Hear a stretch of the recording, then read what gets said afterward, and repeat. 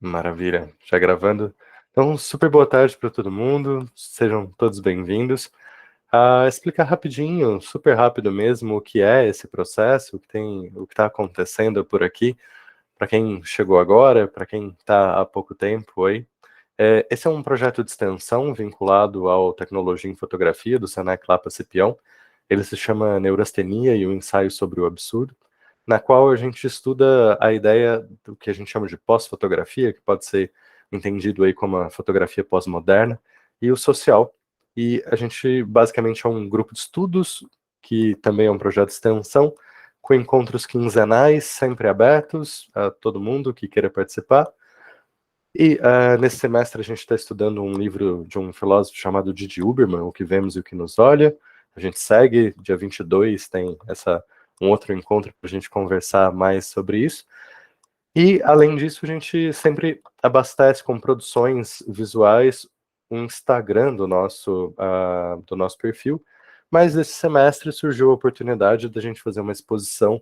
O grupo super gentilmente topou essa empreitada, foi bem rápida e bem amalucada, assim, agradeço de novo todo mundo por ter topado esse processo. E aí a gente fez uma exposição, ela fica até o dia 26 de novembro, então sem ser esse sábado próximo, aqui no segundo andar do Senac Lapa Cipião. Hoje qual é o intuito? Que os artistas que estão expondo nessa parte deles, né, 5 artistas, amanhã a gente tem 7, são 2 dias de encontro, porque senão ia ficar muito longo. Falem um pouco da produção deles, de como foi o processo, dos trabalhos que eles estão expondo aqui no A Sofisticação da Mentira, que é o nome da nossa exposição aqui.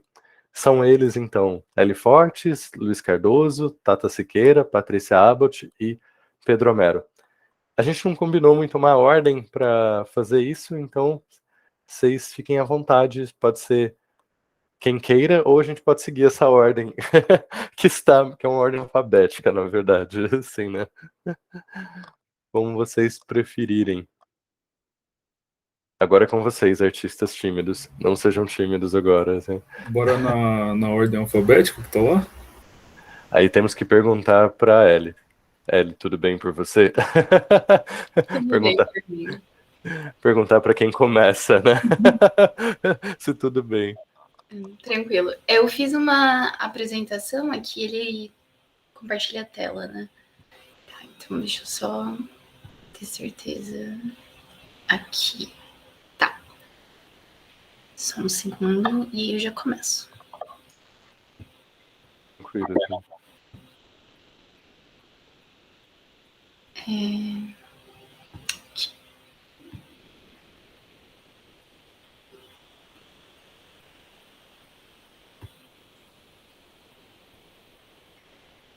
Ok.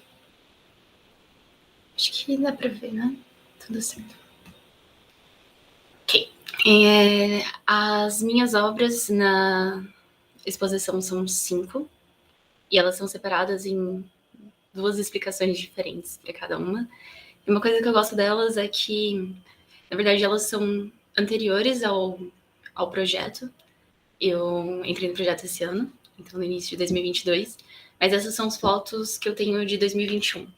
E eu gostei de ressignificar elas, assim, enquanto eu ia pensando no que a gente estava debatendo e nas coisas que a gente estava estudando durante os encontros, eu percebi que algumas delas faziam muito sentido, que era bem o processo que eu estava de pensamento de várias coisas na vida ao mesmo tempo. A primeira, eu trouxe algumas das referências que a gente estudou, de alguns textos que foram discutidos, que me fizeram pensar nessa primeira parte das obras que eu escolhi. A gente conversou bastante sobre o mundo que a gente vive atualmente. E eu, com alguns textos, um da Sociedade do Cansaço, que ele vem falar que esgotamento, exaustão, sufocamento não são reações imunológicas, mas sim manifestações de violência neuronal e aí do mundo que a gente vive e da nossa sociedade no geral. E eu juntei um pouco isso com a nossa discussão um pouco do mal-estar na civilização do Freud, que ele vai trazer as fontes de infelicidade são 3 fontes de infelicidade que a gente tem. Uma delas pode ser o próprio corpo, que está fadado ao declínio e à dissolução. A outra é o mundo externo. E a outra seria essa relação com os outros seres humanos.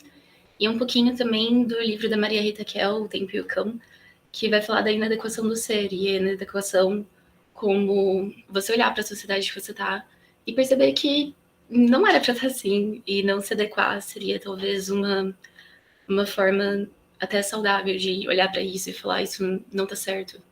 E contestar isso. Então, a partir disso e das coisas que inicialmente eram mais experimentais, são essas obras aqui. Essa é a primeira. Todas elas eu coloquei só o título de Distorções, eu não cheguei a dar um número para elas, porque tem bem mais imagens do que isso. E elas são meio que de 2 momentos, assim.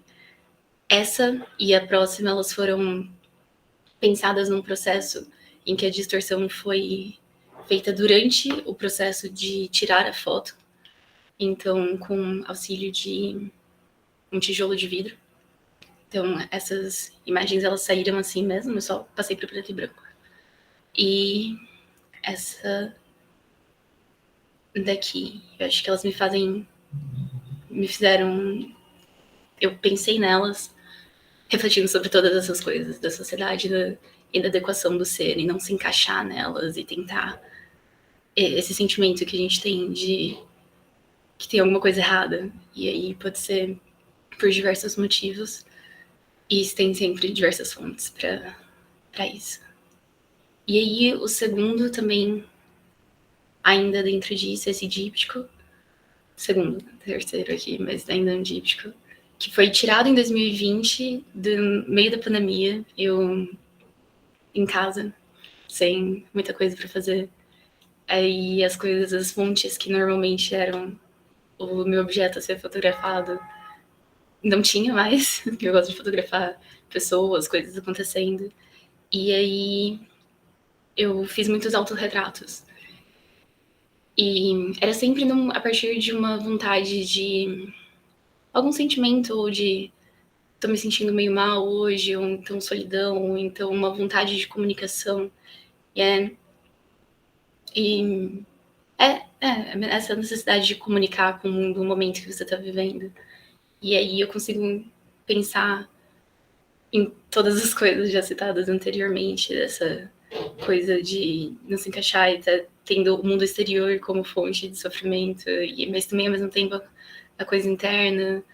E essas deformações foram feitas depois, no ano seguinte, e veio mais de uma experimentação mesmo. Então elas são de Photoshop, e eu queria ver o quanto eu conseguia distorcer e deformar as imagens. Ao mesmo tempo, na mesma época que eu fotografei as distorções anteriores. Então elas são diferentes, mas eu acho que elas entram um pouco, mais ou menos, na mesma explicação, assim. E a última obra, ela chama As Barreiras que Insistem em Erguer Entre Nós. Eu trouxe a explicação primeiro, só para dar um contexto ao olhar a imagem. Essa é uma obra que eu gosto bastante, que ela aconteceu em um dia, assim, eu precisava fazer um autorretrato que representasse a minha relação com outras pessoas. E eu passei muito tempo só ignorando pensar nisso. E não sabia o que fazer. E aí, quando eu tive a ideia, eu fiz no mesmo dia. Ela veio de um jogo psicológico de perguntas em que você tem que imaginar coisas. E aí, então, esse daqui, do Secrets of the Cube, ele tá dentro desse livro da Annie Gottlieb. Que você tem que imaginar um deserto, um cubo, uma escada, uma tempestade, um cavalo e flores. E cada um vai representar uma coisa, e você tem a imagem e a explicação do que cada coisa representa. E esse tinha sido um jogo que fizeram comigo anos antes, acho que pelo menos uns 2 anos antes. E eu tinha totalmente esquecido dele, mas pensando na minha relação com as outras pessoas, ele voltou pra mim. E aí eu tive a ideia de fotografar algo que fosse meio que a minha representação visual disso, e ainda no meio da pandemia, então em casa, tendo que trabalhar com as coisas que eu tinha disponível na minha casa. E eu lembrei dela novamente quando, de novo, durante as nossas discussões, uma das leituras foi essa do Freud, da finalidade humana ser sem respostas e a gente querer sempre ser e permanecer feliz. E você poder fazer isso de duas formas, ou da meta positiva, que é a vivência do prazer, a busca do prazer, ou da negativa, que é tipo se ausentar, procurar a ausência de dor e do desespero. Então, uma você busca e a outra você evita. E, além disso, o mito de Sísifo, porque quando eu li O Mal-Estar na Civilização, eu fiquei, ok, ele já descreveu tudo aqui, é isso que eu estou fadada a fazer na minha vida, não tem como sair disso, está tudo descrito. Sinto que o ser humano é só um robozinho programado e eu vou sempre seguir essa programação. E foi bem desesperador, bem ruim pensar dessa forma por um tempo. E eu me senti presa nesse ciclo de sempre estar fazendo as coisas do mesmo jeito. E para mim, essa foi a imagem com base naquele jogo que me representa nesse sentido do que eu considerava ser a minha relação com o mundo externo. E pelo menos como foi apresentado no jogo, que me fez refletir sobre várias outras coisas. E essa seria a representação visual disso. E eu cheguei a escrever um texto sobre ela tá publicada no Instagram do Neurastenia, ensaio sobre o absurdo. E tem um textinho aqui, que acho que dá tempo de ler. Acho que rapidinho, só para ter uma explicação mais completa. Mas é meio que a mesma coisa que eu já falei. Então obrigada. Acho bonito quando Freud diz que no início o eu, ou o ego, abraça tudo, e depois separa de si o mundo externo. Como se abranger tudo primeiro e erguer as barreiras dos nossos limites com o tempo nos permitisse ser maior do que julgamos ser. Não somos nada e passamos a nos construir. Somos tudo e passamos a nos afirmar, nos lapidar. Ser tudo e depois ser humano. Tentar entender o que é ser humano, questionar a própria existência e, quem sabe, buscar o sentido dela. Ou melhor, buscar criar o sentido dela. Ou ainda, não criar sentido. Olhar para o absurdo que é viver para morrer e viver mesmo assim.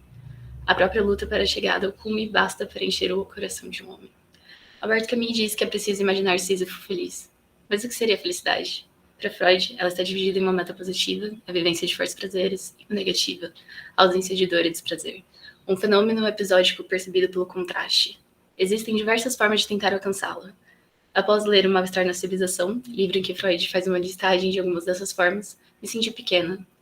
Me senti como se lesse a fórmula de todos os seres humanos, como se lesse a primeira linha da programação de todos eles. Reconheci minha forma de buscar a felicidade e a julguei errada. Não queria ser controlada por ela, não queria me sentir carregando a mesma pedra morro acima incontáveis vezes. Queria uma pedra nova, uma que eu escolhesse, ciente de a estar escolhendo. Percebi meu erro um tempo depois. Tento então olhar para o absurdo e imaginar-se feliz. Tento então me imaginar feliz. E é isso. São essas as obras, essas explicações, que eu acho que foi algo que eu fiquei muito grata pelo Neurastenia. Eu gosto muito das discussões que a gente traz, é sempre muito bom refletir sobre a sociedade, a fotografia. E acho que é isso. Muito obrigada. Maravilha. Adorei as palminhas silenciosas, assim, na pelinha. Muito bom, assim. Obrigado, Dani, obrigado. Super bom. E, Luiz, bora lá então, seguindo a ordem do processo. Vou ouvir. Dá para me ouvir? Sim. Sim. Quanto tempo a gente tem, mais ou menos? 15? Sei lá. 10, 15, vai? Tá. Sabe que eu sou ruim de Só pra eu cronometrar essa. não me perder. Vamos lá.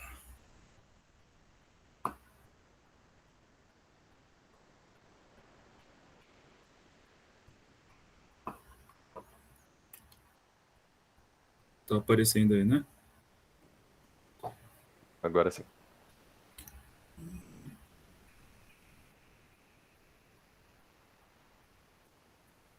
A imagem aparece normal? Aqui apareceu uma mensagem esquisita aqui. Não, tá normal, você tá passando os slides, tá super Tá, visível. maravilha, vamos lá. Bom, meu nome é Luiz Cardoso, me intitulo atualmente como artista visual decolonial, e a minha linha de pesquisa, de produção e de raciocínio parte desse princípio decolonial mesmo, da criação de imagens, né? Por conta do contexto histórico que eu vivo e as minhas origens, eu sempre busco colocar esses aspectos, essas questões em xeque, né? Colocar dentro do meu trabalho para tentar de alguma forma resolver questões que eu tenho mal resolvidas, né? E não só minhas, mas de uma sociedade toda. E aí, em um dado momento, assim, de 2019, eu acho, eu já começo a esquecer as datas, mas acho que foi 2019 ou 20, eu lembro que tinha meio que acabado de me formar no Senac, no Tecnologia, e aí comecei a fazer uma produção de imagens de autorretrato, que se deram a partir de sonhos, e sonhos que eu tive constantemente, sonhos muito... Até ontem eu estava conversando com os colegas e com o Dayan, que eu tenho um sonho lúcido, então muitos desses sonhos eu conseguia manipular o que eu fazia, né? Era uma coisa bem maleável, bem palpável. Então, por eu ter esses sonhos com recorrência, eu comecei a tentar escrever eles num papel. Então, eu acordava depois de ter esse sonho que se repetiu e eu anotava em algum papel que eu tinha, eu colocava um caderninho do lado e anotava. E aí eu percebi que esses sonhos eles tinham uma conexão. E sempre eu era o protagonista, mas eu não era a minha pessoa, né? Eu não era o Luiz que estava dentro do sonho, dentro daquela situação. Então, depois de fazer as primeiras imagens, assim, foram, confesso, bem fáceis de fazer, porque são simples, assim. Sendo bem claro, é bem simples de fazer a imagem em si. Mas eu gostei muito da questão do contexto, de eu tentar entender e buscar de onde aquilo estava vindo na minha cabeça, né? Por que estava vindo daquela forma. E aí, enfim, depois de muito tempo, depois de pandemia e tempo de ficar sentado olhando para o projeto, eu acabei dando título, acabei entendendo algumas coisas. E o título é esse, que chama In Situ. In situ é um termo, se eu não me engano, em inglês mesmo, ou sei lá, francês, qualquer coisa do tipo, só que quer dizer no lugar de origem, né? E é daí que parte os meus sonhos. De alguma forma, nesses sonhos eu estava indo para o passado e eu era negros escravizados dessa época e não sei se 1600, 1700, 1500 e pouco, não faço ideia, né? É uma coisa muito nebulosa, justamente por ser no sonho, né? Ser subconsciente. Então, não tem data, não tem um momento exato. Não é algo como, sei lá, eu li, por exemplo, Angola Janga, do Marcelo de Salete, e eu não sonhei o que eu era algum negro daquela época, que fosse famoso, etc. Ou, sei lá, assistir, que eu fosse o Zumbi ou que eu fosse o Besouro, do filme do Besouro. Então era uma coisa muito pessoal mesmo, uma coisa de criação subconsciente, né? Então minha memória e minha mente estavam criando coisas que eu não vivi, baseado em coisas que eu li, e eu percebi que depois que eu li esse aqui do Laurentino Gomes, Escravidão, eu comecei a ter, de alguma forma, mais precisão nessa forma de criar dormindo, né? E aí eu coloquei um textinho aqui, que é bem básico, fala que o situ significa um lugar de origem, dialoga com os mundos dos sonhos e a misticidade do subconsciente. O projeto se iniciou após sessões constantes que acabaram juntando numa coletiva narrativa e eles externam essas visões que eu tive de um Brasil escravocrata e eu, no caso, em primeira pessoa, né? E as imagens falam de luta, religião, resistência e de beleza também. E aí eu tento sempre reproduzir essas imagens que eu tenho nos sonhos com a maior fidelidade possível e questionável isso. E aí as imagens, comecei a fazer a produção de imagens, algumas eu já tinha feito que eu fui resgatar, então foi muito um processo de memória, arquivo, criação também do nada, né? Fazer imagem do zero. E num dado momento essas imagens começaram a ficar, esses sonhos começaram a ficar muito mirabolantes, assim, muito megalomaníacos, como o Dayan já disse para mim uma vez. Eu tive um sonho uma vez que eu era uma mulher numa casa pegando fogo, né? E nessa época eu ainda estava muito purista com a fotografia e eu ainda queria ficar só na fotografia. Eu falei, eu não vou pegar a imagem de arquivo, eu não vou, sei lá, desenhar, eu não vou fazer qualquer coisa do tipo, ou então usar a inteligência artificial. Eu vou fazer a foto eu mesmo no lugar, vou botar fogo em algum lugar e vou ficar lá no meio do fogo. Isso, né, na minha cabeça. Até que eu cheguei no ponto que eu falei, olha, eu inclusive, acho que foi isso que eu contei pro Dayan, e o Dayan falou, meu, nada a ver, né? Tipo, em palavras simples, assim, mas não dá, é impossível fazer algumas coisas, né? Não, a fotografia física não suporta, não consegue. Ou então, sei lá, eu deveria ser algum produtor de Hollywood fazer algo do tipo. E aí as imagens eu tento deixá-las sem título, porque eu gosto muito da interpretação que vem do leitor, né, a pessoa que está observando a imagem. E antes de chegar nesse ponto também de deixar a imagem sem título, foi justamente nessas trocas com o grupo de extensão, apresentando para o próprio Dayan, para os outros colegas de classe, né, até para familiares, as pessoas têm várias interpretações sobre cada imagem, assim, em muitas delas, por exemplo, essa que tá, as pessoas nem me enxergam na imagem, então é uma coisa muito pessoal também, o que as pessoas veem, cada pessoa com a sua bagagem, com a sua cultura, entende alguma coisa diferente, né? E eu gosto muito de deixar esse negócio bem aberto, essa obra bem aberta, para poder entender, né, como que a imagem funciona com as pessoas e também como meu trabalho está progredindo, ou sei lá, como ele está sendo digerido, né? E eu uso isso também como uma forma de medir se a imagem funciona ou não, né? Não é nem se ela é boa ou não, se ela está funcionando dentro desse contexto, dessa narrativa que eu estou criando. E geralmente funciona quando a pessoa fica meio olhando assim, e depois de eu contar o que eu vou contar daqui a pouco, ela fica meio em dúvida se é ou se não é. Então, é por aí que eu gosto de caminhar com esse trabalho agora. Ah, como a gente está numa apresentação, eu vou falar o meu trunfo, minha carta na manga, que é justamente onde se encaixa com a temática, né, que é a sofisticação da mentira.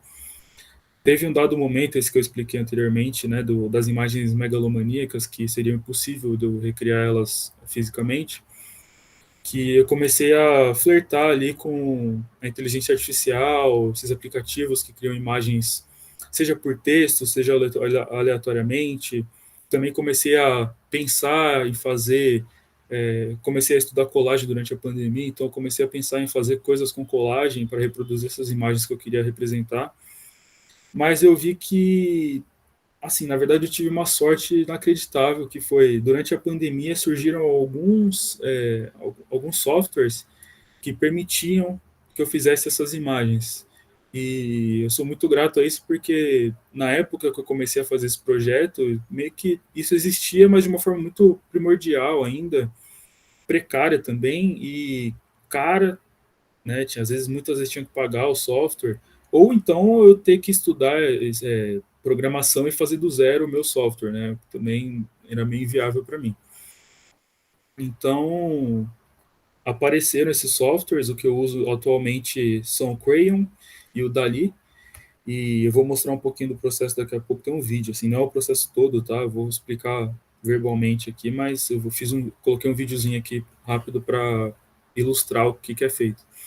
Essa imagem, por exemplo, é uma imagem criada por inteligência artificial e funciona pela seguinte forma: você entra no site, faz seu login, né, cria seu cadastro e você tem que colocar em texto o que você quer na imagem e em inglês. Então, mesmo sendo fácil, tem essas barreiras, né? A barreira da linguagem, né, inglês para português, tem a barreira da linguagem num texto que vai para uma inteligência artificial que é binária, então é muito amplo o que pode acontecer, não é certo, né? Então é muito uma questão de tentativa e erro. esse software que eu uso, principalmente agora o Dali, ele te dá, se eu não me engano, 50 imagens ou 30 imagens que você pode criar de graça e depois você tem que começar a pagar. E é em dólar, então tem algumas barreiras que dificultam um pouco você chegar nas imagens, mas é possível. E a coisa boa desse Dali é que ele tem uma qualidade muito melhor.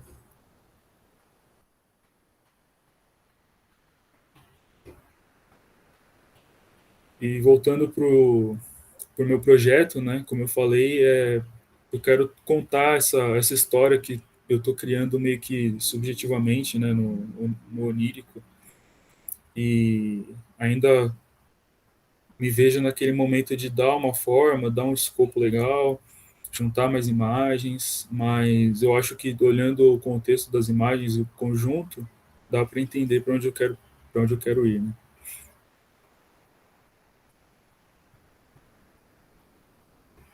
Esse trabalho também envolve bastante tratamento em Lightroom, né? Dá para ver que é uma imagem meio pesada, assim, é carregada, né? E a forma também como eu faço as imagens, a técnica, né? Tem um pouco disso de movimento, de rastro, e depois eu dou essa camada estética nos aplicativos.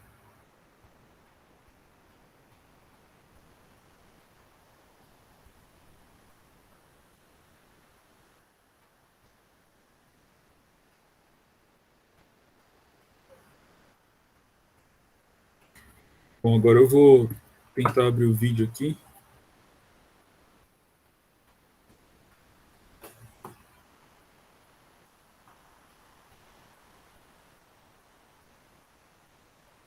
Acabou fechando aqui, Luiz. Tá.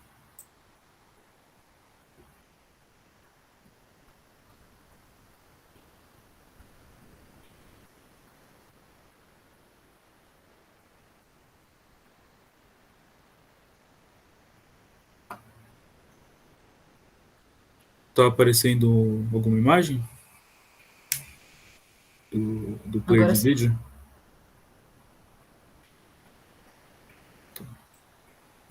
Tá sim. Tá. Então, esse aqui por motivo nenhum, um dia desses eu estava fazendo um desses processos, né, uma dessas imagens que vocês viram anteriormente. E aí, depois de tentar fazer muita coisa, tem softwares que eles aumentam, né, a qualidade da imagem, por IA também, então você joga essa imagem em baixa qualidade, ele vai no software e ele coloca pixels onde não existem, né? Então ele tenta inserir mais informação onde tem pouca. E aí acaba aumentando o tamanho do arquivo. E aí, consequentemente, a qualidade da imagem. Mas acho que por conta da imagem ser muito, vou usar aqui o termo feia, mal definida no caso, tem pouca informação nítida ou definida, então os softwares não conseguiam. Assim, eu tentei vários e nenhum conseguiu deixar a imagem do jeito que eu queria, que eu precisava. Então eu recorri para técnicas mais arcaicas, que é pintar pelo Photoshop, né?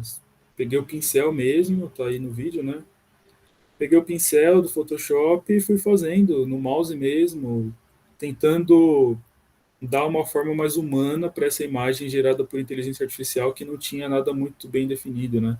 Não tinha rosto, por exemplo, esse corpo não tinha um rosto e eu queria pegar e deixar um rosto igual ao meu, né?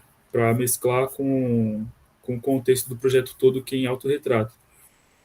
Então, também entra a questão aí, será que é um autorretrato?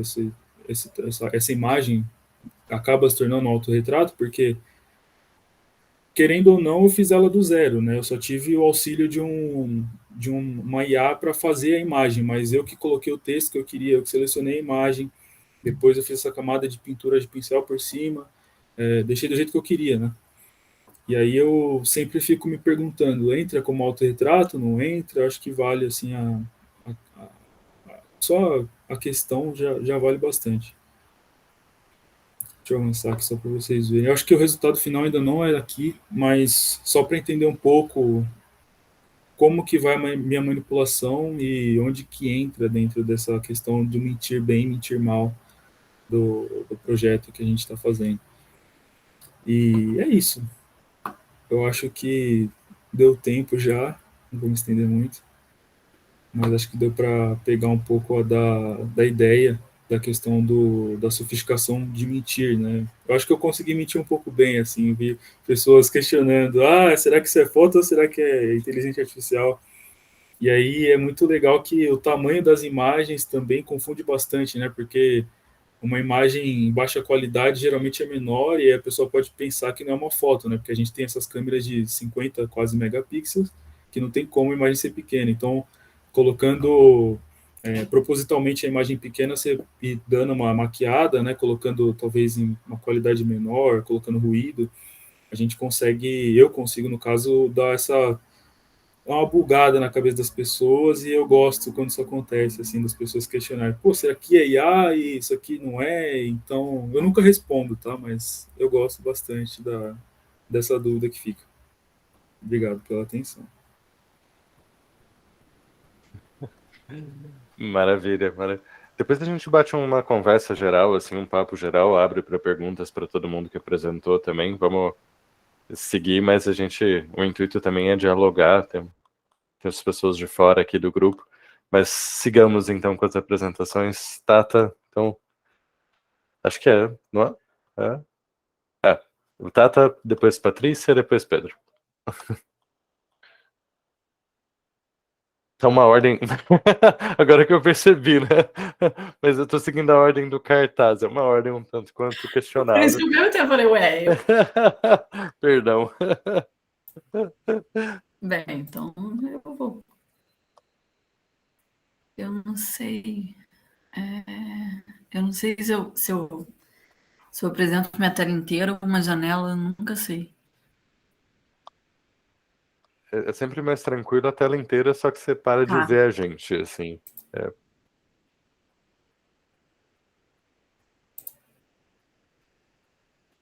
Tá indo?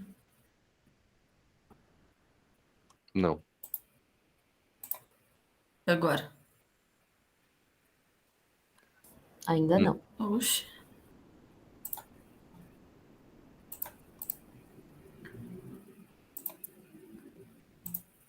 Tecnologia. Ah, tá. Ops. Foi.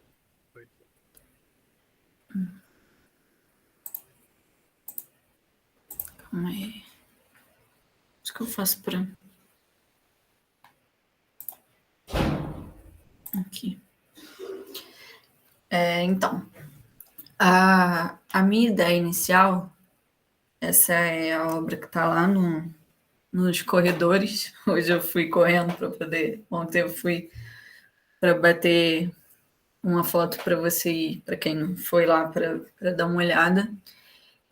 A obra consiste de uma foto de Atafona, que é uma praia no distrito de São João da Barra, que está sofrendo um processo de erosão marítima já tem uns bons anos, desde que eu me entendo por gente, inclusive.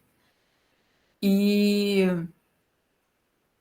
a minha ideia era passar essa questão do tempo e do que está e do que não está mais lá, e com essa coisa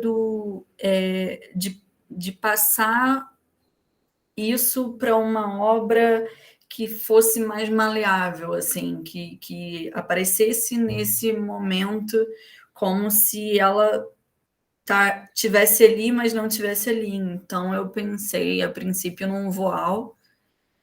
Até conversei com o Dayan, deu um pouquinho de trabalho para gente, mas eu pensei num voal através de uma outra exposição que eu vi, que eu achei interessante, esse formato, apresentar nesse formato, porque é muito isso, é muito o que a Altafona representa, assim, para mim, nessa questão de tempo, né? Nessa questão do que o tempo faz com o lugar, e aí gera todo esse questionamento, pô, será que é isso mesmo? e o tempo está fazendo isso, e esse trabalho, na verdade, ele vem de um estudo maior, que ainda está em produção, e aí eu vou passar para vocês um pouco mais, que eu tirei de outros ângulos para poder ver também um pouco melhor, e de um outro estudo que eu tenho feito sobre o tempo. Então, geralmente, eu tenho ido em julho, sempre em julho. Eu já fiz durante 3 anos, 2019, 2021 e 2022. 2020 por questões óbvias da pandemia, não sei porque cargas d'água eu não fui. Mas é para pensar nesse modo temporal, sabe? No tempo que é hoje ou no tempo que não vai existir amanhã. Então, é muito isso que passa para mim, né? Então, essa é a foto original, sem tá no voal, só para vocês identificarem também um pouco do que é isso e o que aconteceu durante esses anos que eu venho acompanhando a Tafona, desde quando eu era pequena. O mar vem tomando, na verdade, eu vou mostrar aqui na frente para onde fica, que aí fica melhor para eu poder explicar para vocês. Fica nesse pontinho aqui, no interior do Rio, quase Espírito Santo. Daqui para cima já é Espírito Santo, então aqui já é o litoral do Rio, lá a capital está aqui, então fica umas 5 horas do Rio. E aqui é a foz do Rio Paraíba do Sul. Então, a Tafona, ela está nessa ponta aqui, com os desmatamentos de mangue, com a aproximação do homem, né, nesses espaços de território de natureza, ele vai tomando lugar, e aí com a expansão marinha, com a ida e volta das marés, né, o oceano vai tomando de volta aquilo que o homem tomou, né, na verdade. Então, essa parte de erosão marítima, ela vem comendo de acordo com o que o homem vai comendo a natureza, né? Comendo, entre aspas. E aí eu fiz umas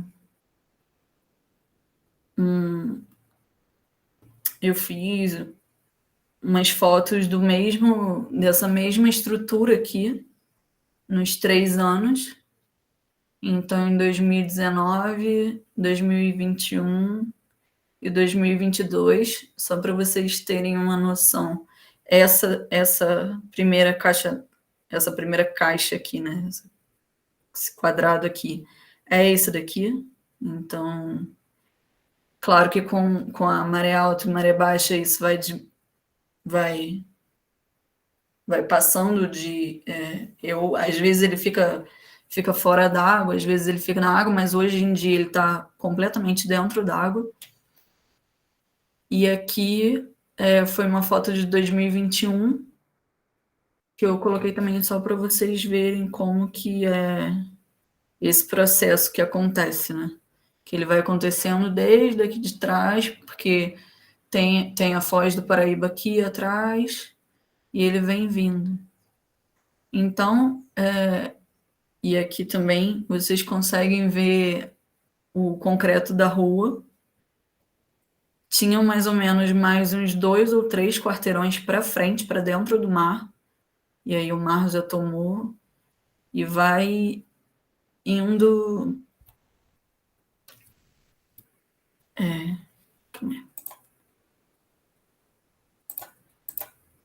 Calma aí, deixa eu olhar para vocês. E aí ele vai indo, né? Vai tomando espaço. Então, eu quis trazer essa obra porque, enfim, eu gosto muito, tem muito de mim, assim, muito da gente que viveu. Tô falando da gente porque minha mãe e minha tia tá aqui junto.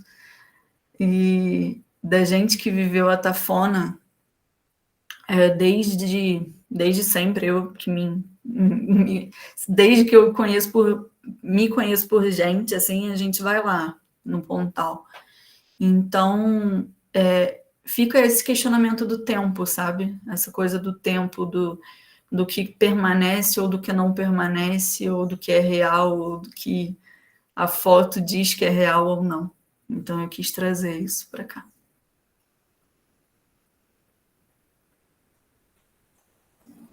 Maravilha. Obrigado, Tata. Obrigado pela apresentação. Patrícia, vamos lá. Olá, boa tarde. Bom, meu nome é Patrícia Abbott, eu sou uma artista de Brasília e eu trabalho assim com os trabalhos que eu estou apresentando, tem alguns que são feitos com inteligência artificial e tem uma que é uma colagem que parte de fotografias minhas, de fragmentos de fotografias minhas. E elas têm como muita presença do corpo. Eu vou compartilhar aqui com vocês para poder irem acompanhando. Deixa eu ver aqui, só um minutinho. Só para acompanhar com as imagens, né? Vocês estão conseguindo ver? Sim, sim. Ah, ótimo. Deixa eu montar aqui, peraí. Deu? Tá. Então, assim, são... E para mim foi muito interessante, quando entrei no grupo, que essas imagens foram feitas antes de eu ingressar no grupo, mas eu já tinha alguns questionamentos que se relacionam muito com as questões que foram sendo levantadas e foram complementando a minha visão mesmo, assim, do que eu vinha fazendo, que eu venho trabalhando com inteligência artificial há mais de um ano, e eu fico muito instigada, assim, com as possibilidades, né, dessa tecnologia e com os diferentes tempos e as diferentes relações que eu tenho também no processo criativo, né? Que eu trabalho com tecnologias diferentes, de tempos diferentes, né? Assim, desde algo que toma muito mais tempo, que é algo mais... tem um processo mais lento, com uma gravura, que é algo que foi muito, para mim, importante, né? No meu processo criativo de descoberta, também de uma certa subversão, assim, que eu comecei a fragmentar minhas gravuras, e a ver as possibilidades da fragmentação na construção de uma imagem, né? Sendo que a gravura, normalmente, você tem um cuidado, assim, né, para ter uma imagem perfeita e conseguir fazer uma tiragem, né, muito uniforme. Então, para mim, acho que isso abriu o caminho, que foi chamando, inclusive, a fotografia, e a partir das minhas fotografias eu também fui como que tentando mudar um pouco essa relação. Acho que também eu também tenho formação em ciências sociais e eu acabo pensando muito assim, né? O que isso que está no meu processo, de certa forma, reflete outras questões, né? Então, para mim foi muito enriquecedor, assim, quando as discussões no grupo também criavam essas conexões, assim. E eu sinto que, para mim, é um pouco sintoma, mas também como que eu poderia dizer? Mas, assim, algo que também reflete, assim, esse momento, né, de acesso, de uma relação muito rápida com as imagens, e eu tenho uma vontade de também... E eu sinto que eu também tinha essa necessidade de incorporar um pouco um descontrole, né, assim, um acaso dentro dessas construções para uma espécie de descoberta, né? Então, assim, a inteligência artificial entrou aí num pensamento que tentava subverter um pouco, assim, a intenção da inteligência artificial, que seria de classificar, categorizar e poder criar uma espécie do olhar do computador que vai saber exatamente o que é aquilo. Então, eu tentava sair um pouco disso. E isso a partir de um esforço que eu já fazia no meu trabalho, assim, de trabalhar a efemeridade, a transformação, e um processo que criava um ímpeto de programar o meu olhar, vamos dizer assim, né, através de fragmentos, conseguir enxergar algo de outra maneira, através de, ao relacionar partes, né, de algo. Então, e é engraçado, porque quando eu comecei a trabalhar com inteligência artificial, eu vi que a inteligência artificial funcionava de uma maneira semelhante, né. Então, aí eu fui testando muitas coisas, assim, e foram surgindo muitos corpos distintos, assim, ou o que você pode entender como quase corpo, quase paisagem. Nessa primeira imagem, assim, eu fiquei muito instigada por essa relação com a luz que nos leva a um determinado, um determinado pensamento, assim, eu pelo menos tentava deduzir, né, o que haveria ali ao redor.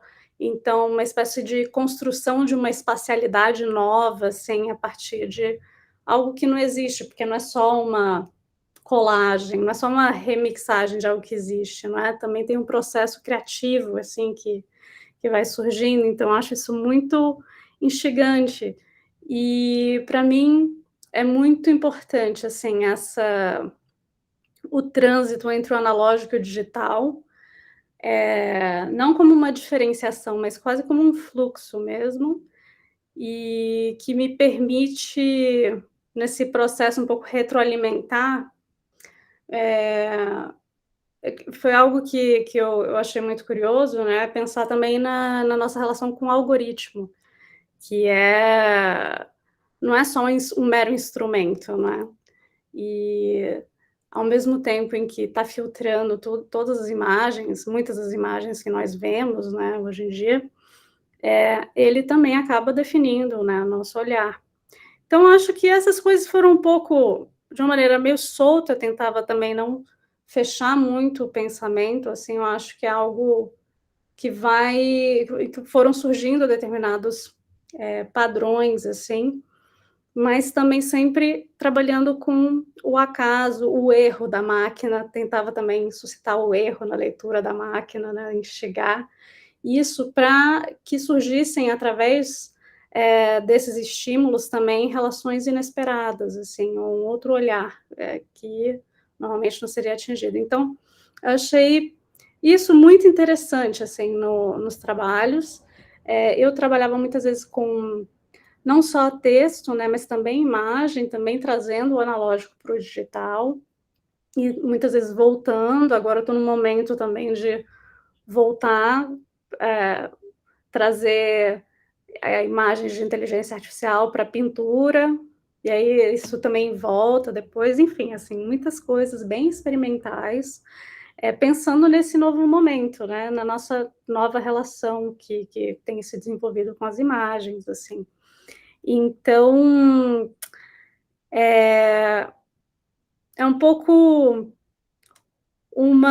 e aí isso para mim, assim, reflete também esse desconforto, né, assim, é engraçado, porque ao instigar esses erros na imagem, às vezes surgem questões, assim, eu percebia em mim, o impacto que essas imagens tinham em mim. Às vezes eu via algo que era, nossa, ao mesmo tempo, algo que evocava uma materialidade, assim, uma sensação de algo muito bonito, mas que normalmente não apareceria assim. Então, a distorção traz, assim, quase como que uma relação conflituosa, assim, que não apareceria normalmente, não fosse o pensamento, vamos dizer, da máquina entrando ali também. E eu também acho muito curioso como isso varia muito de acordo com a pessoa que vê. E acho que isso também foi me estimulando a trabalhar muito com essas imagens e com relações inesperadas, assim, né. E, então, essas aqui, né, essa aqui eu acho muito assim, ela foi uma das que me causou mais estranhamento, assim, né, tem essa, eu dei o nome de pane, que é uma coisa que lembra um pouco uma gruta, mas tem algo de orgânico, de corpo, né, que você fica tentando localizar. Eu acho esse exercício tão rico, assim, tão complexo, não sei, de você ficar buscando ali, e eu sentia que eu queria olhar mais e tentar entender aquilo, mas não é exatamente algo que é compreensível, que você vai localizar, né? Então, e eu gostava muito de ouvir, assim, nessas trocas de pessoas que ficavam vendo essas imagens, o que surgia e como tinha uma variedade enorme, né, de impressões, e também essa pane para mim é como uma atmosfera de algo que para mim também é um pouco essa comunicação não transparente, né, essa comunicação opaca que existe com a máquina, porque não é um programa que foi programado e você sabe exatamente o que está ali, né, tem uma coisa, uma caixa preta, né, assim, que tá lá com uma dinâmica que você não compreende, assim, existem máquinas que conversam com máquinas, estão desenvolvendo uma espécie de comunicação mais eficiente entre elas, que não dá para exatamente saber o que está acontecendo, né, no processamento das imagens. Então, é como se eu tentasse trazer para a superfície algumas coisas, assim, nesse meio, nesse mar, né, de dados e tudo. E aqui, eu acho muito engraçado que essa imagem é muitas vezes confundida com uma imagem feita com inteligência artificial, mas é uma colagem de um processo que eu já vinha desenvolvendo, mas que foi também se alimentando dessas dinâmicas com a máquina, e que, para mim, também tem um pouco desse mesmo pensamento, vamos dizer, dessas questões, assim.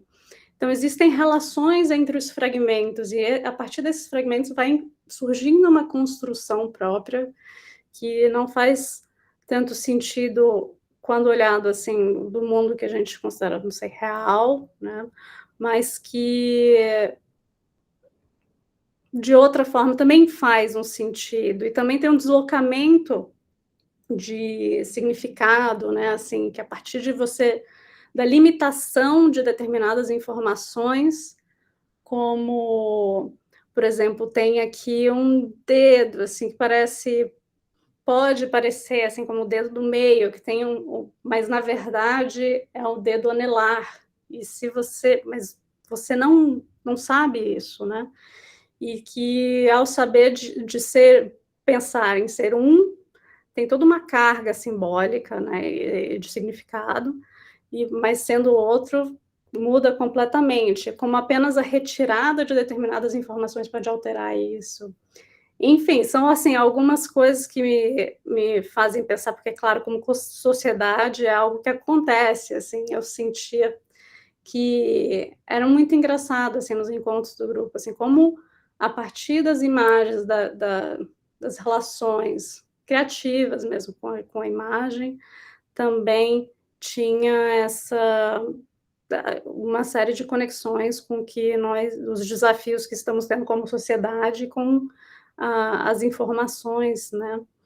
E é isso, gente. Obrigada. Deixa eu ver se eu paro aqui. Muito bom, muito bom. Obrigado, Patrícia.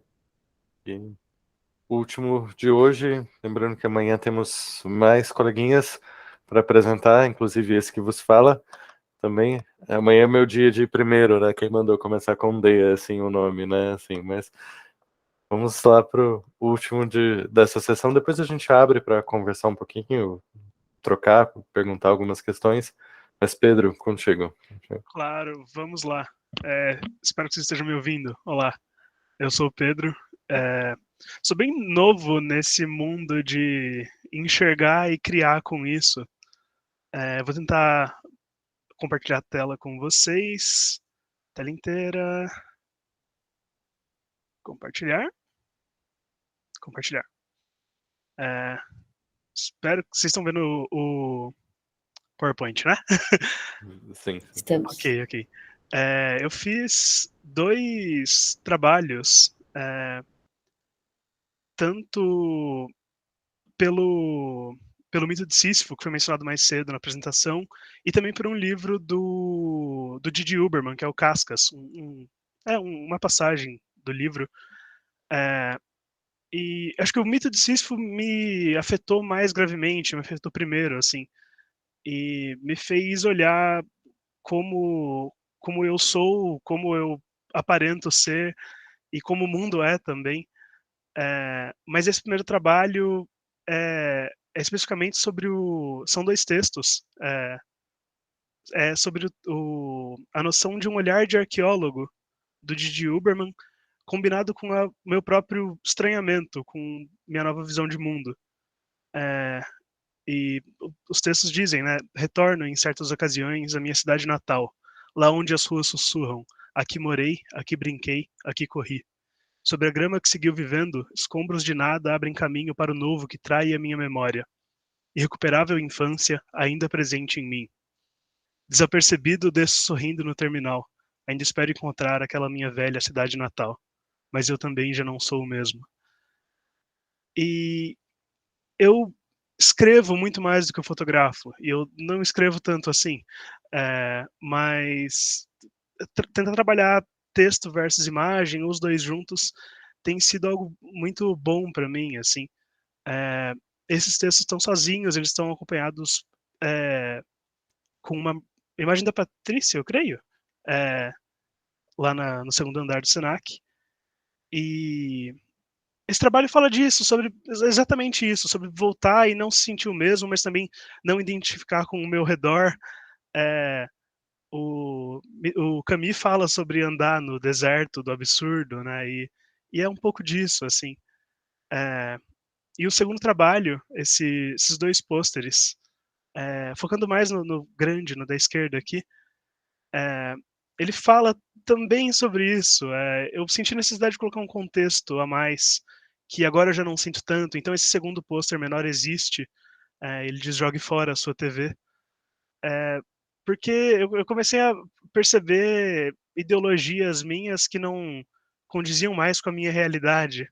E eu tentei associar isso com televisões antigas, saindo propagando ideias que não estão exatamente relacionadas mais a quem eu sou atualmente.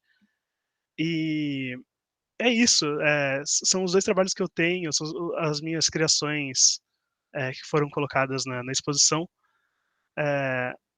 Eu sou bem novo ainda nisso, assim, eu tô começando a criar agora e espero ter mais coisas para apresentar assim no futuro com vocês. Maravilha. Obrigado, Pedro. Obrigado. Bem, temos tempo ainda, assim, queria ouvi-los, assim, quem quiser conversar sobre algum trabalho específico, quem quiser abrir o microfone ou pôr no chat. As pessoas aqui, 2 tiveram que sair um pouquinho mais cedo, enfim, esse horário das 5 às 7 sempre causa essas questões, mas ouvi-los também, assim, fiquem à vontade se vocês quiserem. Eu queria só colocar uma coisa para todo mundo que apresentou, assim, eu acho que são 2 coisas. Uma, a felicidade de ver esse processo da interpretação e de alguma maneira do projeto de extensão, trazendo um pouco mais de substância para a criação de imagem, né? Esse é muito o caminho pensado desde o início do projeto, talvez porque a criança que criou o projeto acaba fazendo sempre dessa maneira, assim. Todas as minhas referências são da literatura e da filosofia, e eu parto sempre disso para a criação de imagens, mas sempre acreditei nesse caminho, assim, né?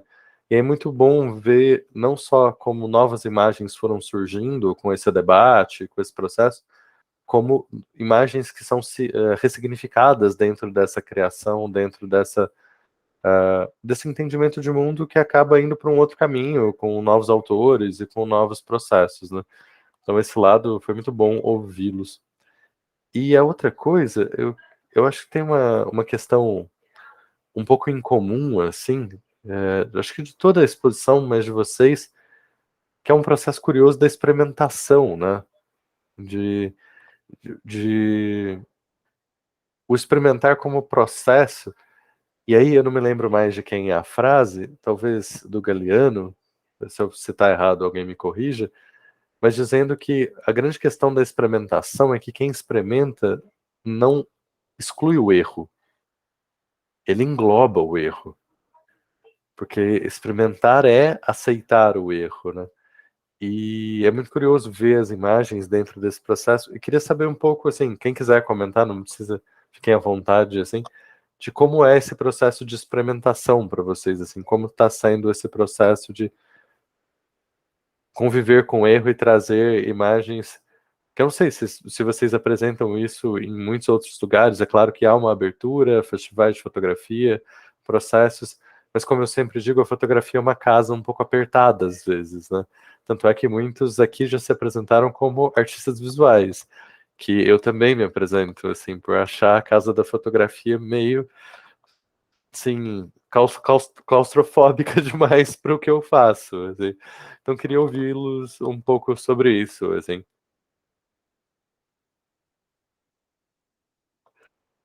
Soltei uma bomba, né, assim, tipo, só isso, assim, só... Eu posso falar um pouquinho. Quer falar, Patrícia? Fica à vontade. Pode ser. Fala Eu assim, eu acho um desafio, assim, para mim foi realmente muito difícil esse processo de incorporar o erro, justamente por sair, tá num momento em que eu estava muito envolvida com a gravura, né, em que você tenta evitar ao máximo, né, o erro. Então, eu acho que essa tensão, para mim, foi muito interessante também. Eu acho que você ter um certo desapego, né, assim, para mim, no meu processo criativo, eu acho que foi o que também permitiu outras aberturas, assim, né, que foi possibilitando uma outra relação, quando foi surgindo com a máquina também, é realmente uma outra intenção. Quando você incorpora essas coisas, que principalmente na inteligência artificial, existem muitos erros, ela ainda não está, né, conseguindo resolver muitas coisas. Então, é muito interessante, assim, também pensar o que o erro traz, né, assim, o que o erro, não necessariamente, assim, significa. Então, para mim foi um desafio, assim, teve muita resistência interna, mas eu acho que nesse embate foi muito revelador mesmo, assim, e a experimentação e o acaso, às vezes, revelam coisas que eu sinto que, às vezes, só não foram explicadas ainda, assim, sabe? Mas revelam uma série de relações que depois, ao olhar para trás, eu falo, nossa, isso parecia ser totalmente um acaso, mas não é um total acaso, né? Assim, eu acho que o erro tem isso também, né? De permitir outros entendimentos também. Então, assim, eu acho muito enriquecedor, assim. Isso. Fiquem à vontade. Posso agora, né? Maravilha. O microfone tá bom? Sim. Eu tenho histórico de microfone com problema aqui, né? A gente falou de subversão de imagem. Eu fujo, vou falar um pouco mais disso amanhã quando eu falar sobre as minhas fotos, mas eu fugir um pouco dessa questão que a Patrícia comentou de inteligência artificial. Eu já sou um pouco mais menos afeito assim à inteligência artificial e mais ao corte da foto, à montagem, tentar subverter aquele contexto daquela foto para o que eu quero mostrar na foto. Acho que, para mim, tá? O grande desafio da fotografia é isso. Quando a gente fala que a fotografia é uma grande mentira, acaba passando por isso, né?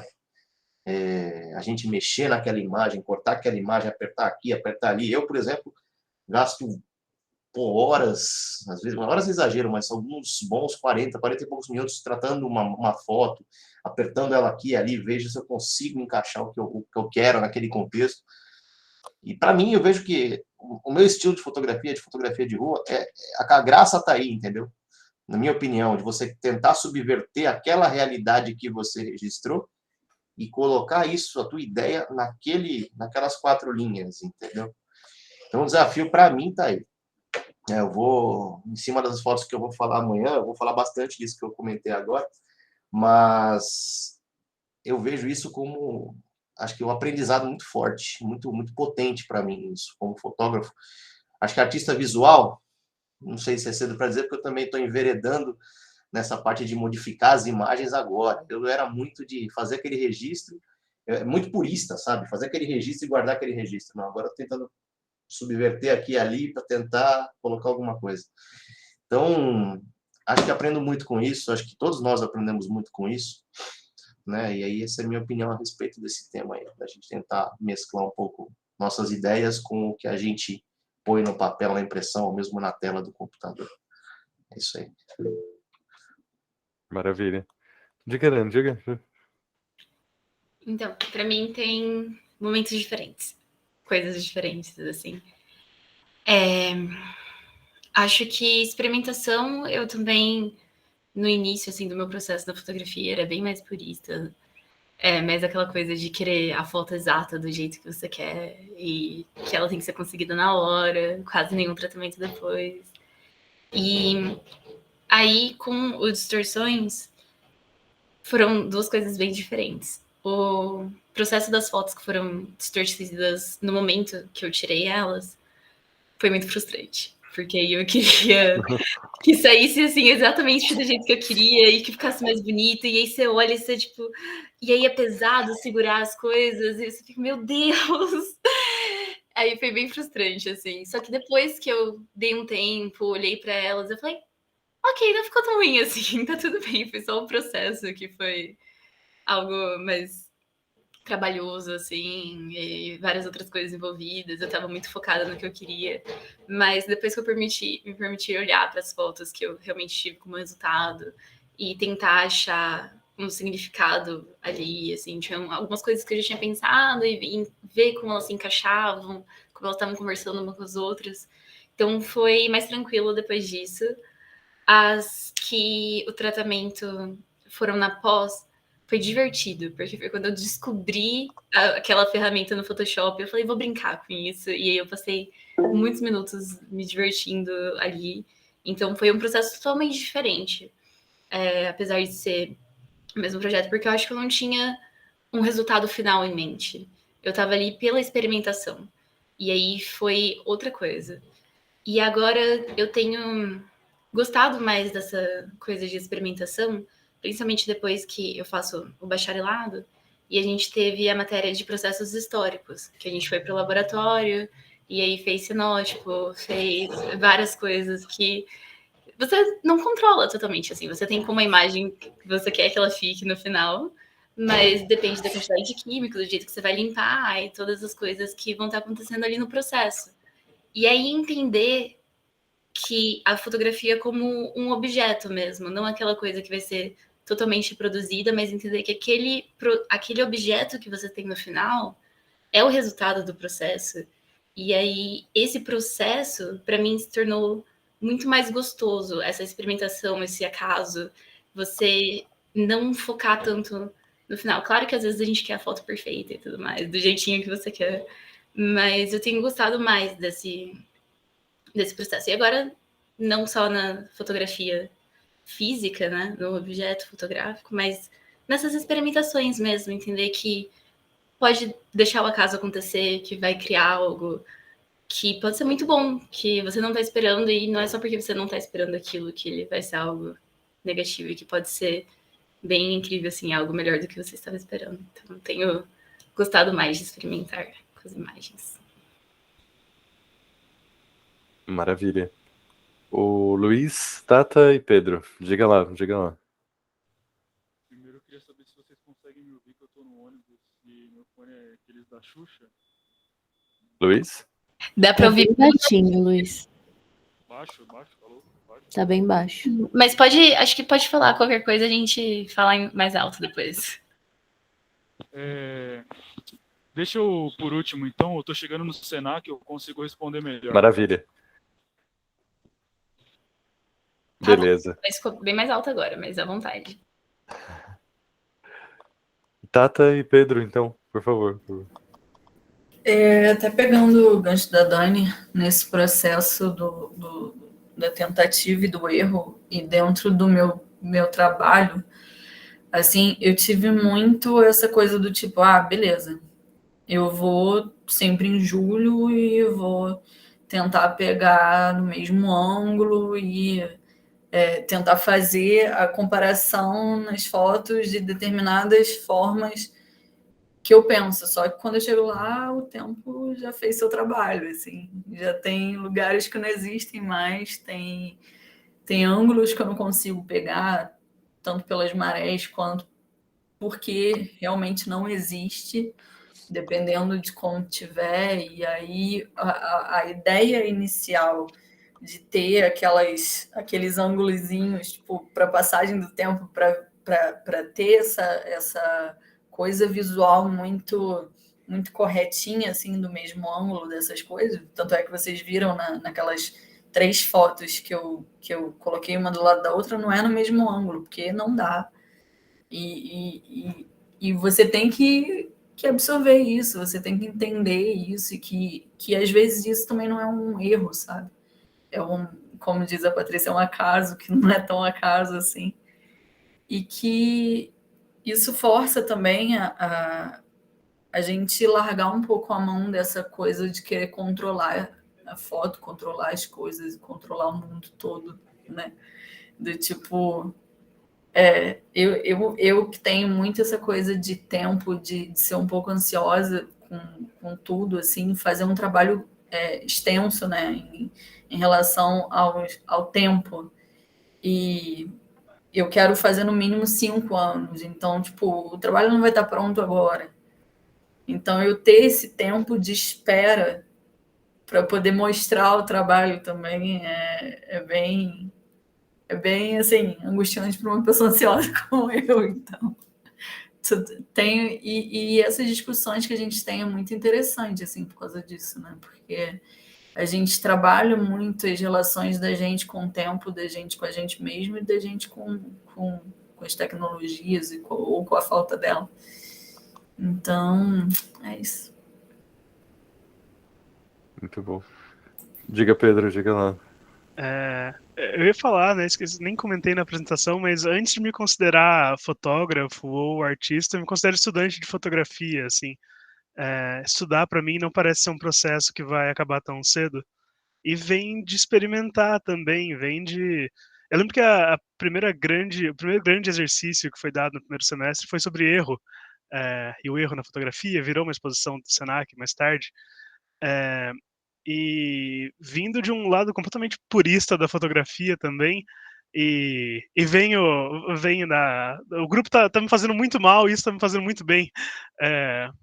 Me desestruturou completamente, assim, ter uma consciência mais aprofundada de quase tudo, pelo menos de mim. E é isso, assim, eu preciso estudar muito para falar com alguma coisa, e eu sinto que eu não falo tanto, assim, mas errar definitivamente está me fazendo muito bem, e esse grupo tem me ajudado bastante a errar. Eu gostei do que você falou de ser estudante de fotografia, que uma palavra que ficou na minha cabeça depois é curiosidade. E essa curiosidade de não aprender e aprender através da experiência, e, tipo, não olhar só como tentativa e erro, mas ficar curioso. O que acontece nesse processo, dessa forma? Eu acho que a curiosidade é muito necessária para quando a gente está aprendendo as coisas. E, enfim, fiquei pensando nisso. Tá mudo. Vocês falaram 2 coisas que me lembraram, assim, uma questão, enquanto até o Luiz não chega. Uma das palavras mais bonitas que existe e que as pessoas tentam, por algum motivo, sabotá-la enormemente é aluno. Sabe Deus porque, assim, as pessoas inventaram que aluno é um ser sem luz, né?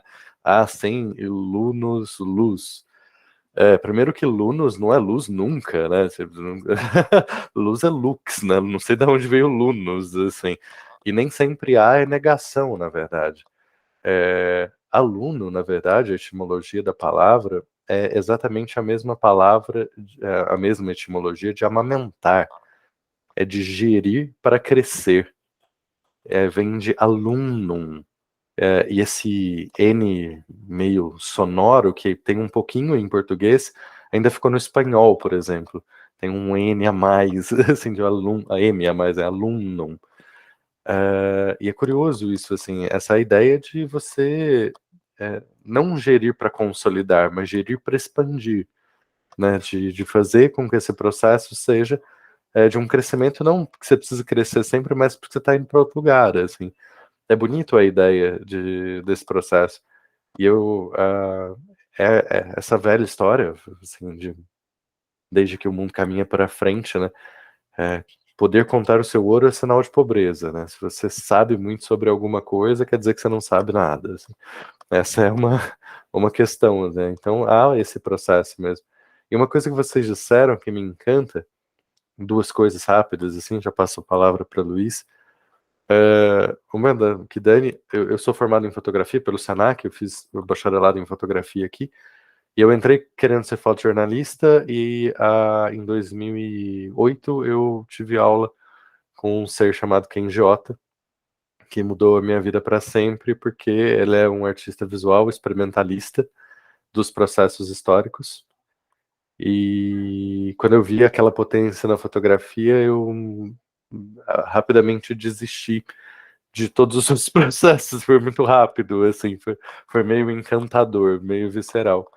Mas, dentro desses processos, eu acho que tem uma coisa, o Kenji fala muito isso, que ele fala da geração dele, né, a geração dos anos 70, 80, a geração de uma arte experimental, de experimentalistas na música e etc. E ele fala uma coisa incrível, que para mim é muito forte dentro desse caminho, que é o erro, o experimento, a ideia de testar e etc. Vocês podem chamar como vocês queiram, mas é a ideia de deixar algo que você não tenha consciência agir. E por isso é um processo extremamente interessante, porque quando a gente faz, nem sempre a gente tem consciência, mas ali é um subconsciente mais raso, mais acessível. E o erro, a experimentação, o processo, quem pratica ele, em algum momento vai se deparar com uma imagem que você diz: eu não sei se isso é bom ou se isso é ruim. E isso é absolutamente genial, porque não saber se aquilo diz o que você queria dizer ou não diz, quer dizer que aquilo não fazia parte do seu repertório ainda. Você vai ter que criar um processo de avaliação dentro disso. Isso veio de algum lugar que não estava tão acessível quanto parece. E o erro, a experimentação, é muito irmã da inovação, né? Desse processo de você conseguir trazer para o seu processo coisas que não estavam tão na superfície, assim. Isso, confesso, me encanta profundamente, assim. E daí eu não queria te interromper, mas quase eu fiz. Que esse processo final que você estava comentando é quase como o processo do sonho, né? Que é o inconsciente se manifestando nesses traços de realidade, na experimentação, no erro, assim. Me lembra muito o processo do sonho. É muito próximo mesmo, né? Luiz, você já chegou no Senac? Cheguei. Peraí. Recupera o fôlego, recupera. Você perguntou, Luiz e depois Patrícia. você Diga lá. perguntou sobre o processo de experimentação, né? No processo. Bom, eu vou começar falando que sem experimentação, acho que o Luiz artista não existiria, assim, porque teve um momento, acho que você lembra, Dan, uma aula que quando você começou a dar aula no Tecnólogo aqui, no Senac, tava eu, Samuel, e a gente estava conversando naquele nosso período de muita troca, e aí você lançou uma palavra que eu acho que foi não sei se foi do Godard, sobre o que definição de artista, e aí você falou que é uma coisa do tipo, o artista só é artista quando ele resolve as questões do seu tempo, algo do tipo. E aquilo foi um soco na minha cara, assim, eu não sei se você lembra, mas o Samuel falou muito, brincou muito, a gente riu, porque ele falou, você falou isso para ele, quem escutou fui eu, e quem ficou chocado fui eu, assim. E a partir desse momento eu comecei a entender que eu ainda não era artista, justamente por conta dessa frase também, assim, eu levei isso como uma verdade, assim, eu não sei se foi errado, se foi bom, mas eu levei meio a ferro a fogo. E aí passaram-se alguns meses e a gente acabou começando a fazer o processo histórico com você. Eu lembro que você apresentou o Sibila logo no começo do semestre, foi na aula inaugural, se eu não me engano, e eu estava muito cru, assim, o cara que veio da fotografia pura, que primeiro, antes de entrar no curso, estudou técnica até onde não dava mais, fotografou até onde não dava mais, que podia, e modéstia à parte, senti que eu tinha dominado a minha câmera, assim, todos os processos técnicos, para mim já era uma coisa de fluência, né? E quando eu vi o Sibila, foi quando eu falei, nossa, tem algo aqui, né? Foi muito interessante, mas não sabia que eu teria matéria depois. E quando apareceu a matéria de processos históricos que você me falou de Kenji, que você me mostrou seus processos, posteriormente me falou de Eustáquio Neves, eu vi que era o que eu queria fazer e o que eu tinha que fazer para poder resolver algumas questões minhas, né? E também me entender como artista. Porque, sei lá, depois de ficar quase um ano fazendo fotografia de rua, saber fotometrar sem nem olhar na câmera no fotômetro, saber Sunny 16 de cor, sei lá, conseguia fotometrar com o dedo na câmera, só de nem olhar nem nada. Era muito chato, sabe? É muito chato. O que eu vou fazer com isso, sabe? Tipo, fotografia de rua é legal pra caramba. Depois eu entendi que eu poderia, como o colega aí falou, fazer recortes e contar narrativas que estão fora da imagem, vão além do que a imagem ali representa. Mas quando eu entrei na parte de processos do curso, que eu vi que eu ia errar, eu ia começar a errar, foi aí que eu me interessei. E aí que entrou a experimentação, e aí que, enfim, eu tô onde eu tô hoje só por causa disso. E da mesma forma que você falou que quando você viu o Kenji Ota, né, que é um cara considerado um deus aí dos processos históricos, eu tive a oportunidade de ver a apresentação dos trabalhos dele na sala com ele. E, cara, é indescritível, assim. O negócio te alimenta de uma forma, e eu tô fazendo o que eu tô fazendo agora, que eu até trouxe aqui, vou mostrar rapidamente, mas o Dayan, ele sabe porque ele é meu orientador do meu TCC, mas para quem não viu, isso aqui, sabe? Tipo, isso aqui é um pedaço de papel com processos e, sei lá, isso aqui é experimentação pura e erro puro, assim. Se eu não tivesse errado, eu não teria ido para inteligência artificial. Se eu não tivesse errado na inteligência artificial, eu não teria chegado nessa imagem. Então, a experimentação é meu trabalho puramente, assim. E eu, por vários motivos óbvios, eu sinto que esses trabalhos que são mais experimentais, eles costumam ter mais profundidade, né? Porque eu acho que quando você erra, você tem duas opções: ou você continua errando para chegar em algum acerto, ou você para de errar, né? Você encerra. E eu acho que esse continuar errando, continuar experimentando, eu acho que é aí que se ganha os projetos, os trabalhos e essas narrativas que o pessoal apresentou aí. Então, eu acho que é isso. O meu tesão é na experimentação, o meu fazer é na experimentação, e quando eu erro, eu fico muito feliz, assim, eu gosto de errar, ver no que eu errei e, às vezes, até adotar o erro, é muito bom. Mas é isso, eu acho que não sei se eu respondi, eu fiquei meio empolgado, né? Você falou aí, eu fiquei emocionado. Já passo a palavra para Patrícia. O Jonas só pediu para você mostrar mais perto da câmera a imagem para completar o quadro, assim.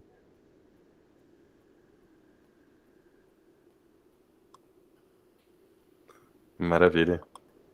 Para finalizar, então, Patrícia, por favor.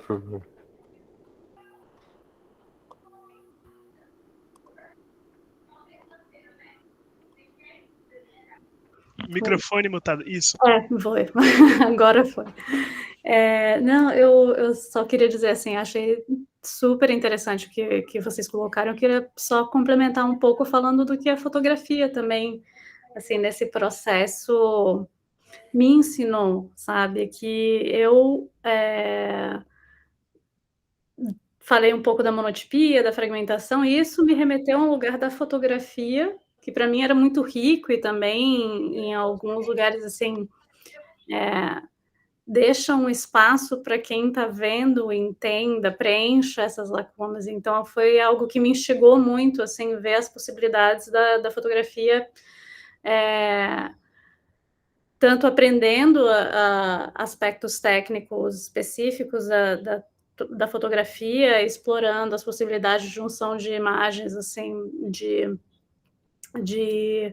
explorar, assim, como o foco, a escala, assim, a junção de fragmentos em diferentes, remetem a diferentes escalas, e a ambiguidade do preto e branco, da fotografia em preto e branco, assim, foi muito interessante mesmo, assim. Então, para mim é uma relação mais aberta. No meu caso, eu não vim da fotografia. Alguns processos foram me chamando para fotografia e também já me deixaram mais, já me colocaram na fotografia quando eu fui estudar, assim, de uma maneira mais direcionada, mas já com uma certa abertura para experimentação, né? Só que também querendo ver quais as questões técnicas específicas, enfim, só para dizer, assim, que foi muito enriquecedor poder relacionar isso a outros processos, né, e como isso possibilitou também outras relações, tanto com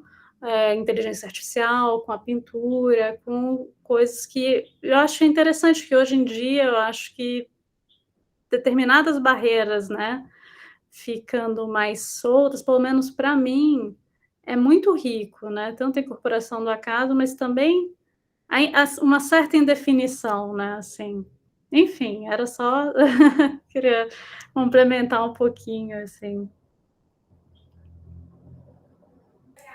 Maravilha, meu povo. Super obrigado pela presença de vocês, assim, foi ótimo hoje, assim, tava sentindo falta de poder ouvi-los, de poder trocar, ter esse aprofundamento também, assim, a partir das imagens de vocês, do que vocês estão produzindo e de ter essa troca mesmo, assim, foi ótimo. A gente chegou a ter, agora só tá a gente aqui, mas a gente chegou a ter 22 pessoas na salinha, assim, para uma quinta-feira no final da tarde, assim, é surreal de gente, assim, é muita gente. Mas maravilha, assim, independente de quantas pessoas tinham, nada. Mas a ideia de poder também fazer essa troca, poder ouvir, poder entender um pouco melhor os caminhos de cada um, o projeto segue. Vocês sabem que vocês são sempre absolutamente bem-vindos, mesmo aqueles que estão se formando na faculdade. E, teoricamente, surgiu uma proposta da gente fazer uma exposição por ano do projeto, assim. Então, deu muito certo, assim. Isso vai ser debatido em breve aqui, mas, teoricamente, foi essa a proposta que eu ouvi ontem, assim. Eu fiquei meio chocado, não... eu não tive reação, mas eu, eu quero ver se é isso mesmo, mas já adianto que a recepção foi muito boa aqui dentro desses processos. Maravilha. Amanhã a gente segue. Amanhã, só uma coisa, amanhã a gente vai ter que ser um pouco mais curto, assim. Hoje eu deixei o tempo, assim, na mão de vocês, porque, enfim, tudo certo. São 6:30 ainda. Mas amanhã temos 7 pessoas, então, no máximo, uns 10 minutos, assim. Eu vou tentar me controlar também para não falar igual a Maritaca. E... Então, mas a gente... Não, vocês sabem como eu sou, não vou controlar. Se alguém passar, eu não vou controlar. Mas, mas é isso, assim, só pra gente ter isso em mente. Nos vemos amanhã, então, às 5. E nos vemos sábado às 14 horas. 14 horas, é isso? Eu tenho o lançamento do livro do Jonas, tô brincando com ele. Sábado às 14 horas. Assim. Às 16, não?